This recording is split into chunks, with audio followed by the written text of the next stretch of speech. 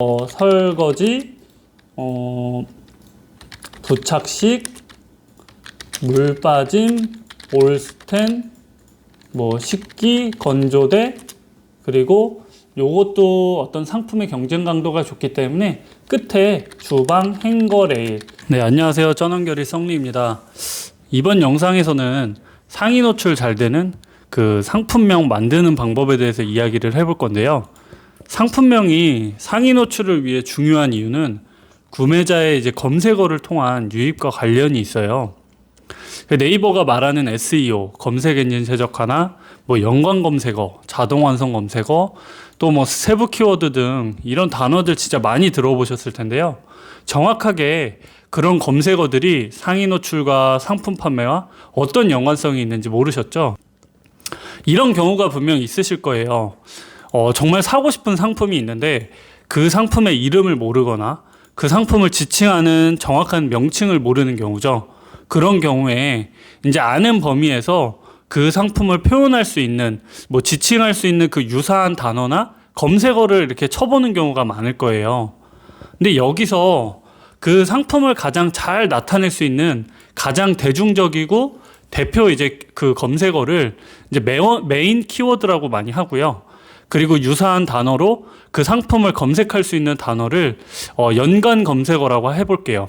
네이버나 이제 쿠팡과 같이 쇼핑 채널에서 그 상품을 검색할 수 있는 그 검색어란에 보면 그 상품을 검색할 때 자동으로 내가 이제 검색하는 단어 말고 밑에 이렇게 자동으로 완성되는 키워드들을 자동 완성 키워드라고 하는데요. 자, 그러면 이제 상품을 한 가지 제가 예를 들어서 좀 구체적으로 설명을 해봐 드릴게요.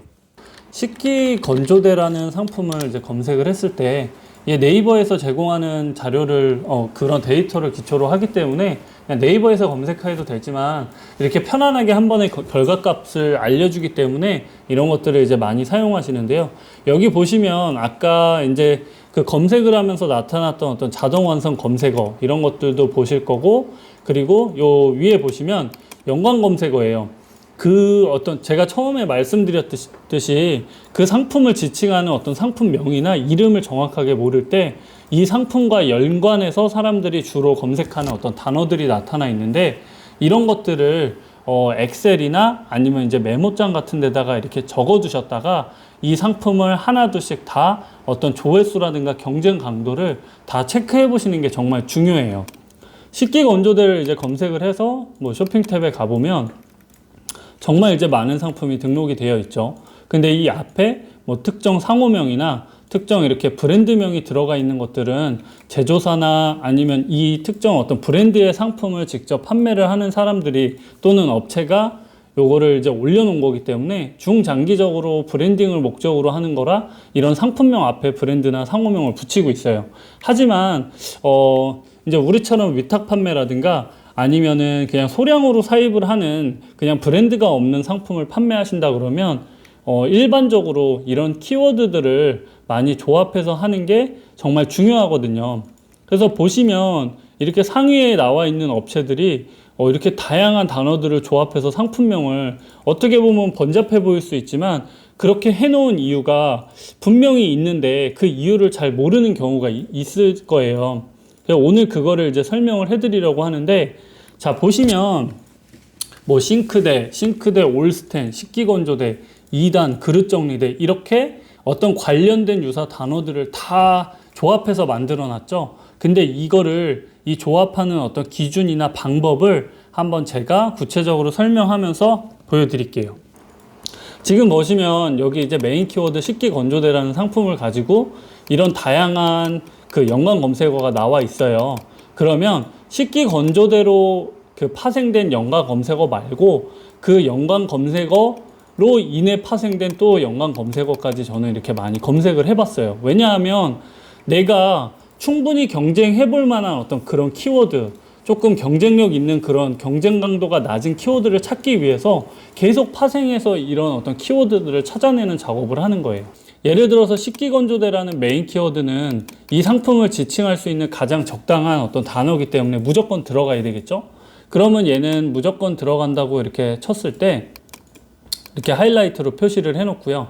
근데 조회수가 10만 4천에 쇼핑 상품 수가 거의 그 85만 건, 경쟁 강도가 한 8이 넘기 때문에 사실 초보셀러라면 이 키워드로 뭐 광고나 그 어떤 마케팅을 했을 때 경쟁할 수 있는 그게 사실은 역량이 많이 부족하죠. 그렇기 때문에 상대적으로 조회수도 좀 낮지만 경쟁 강도가 낮은 어떤 키워드를 계속 찾아내는 작업을 하는 거예요.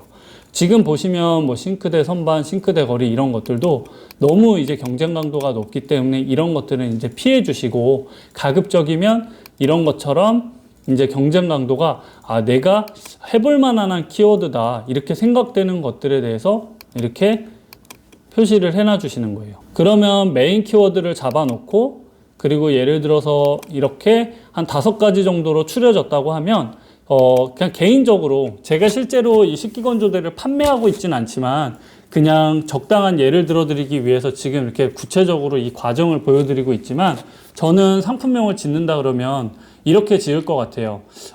설거지,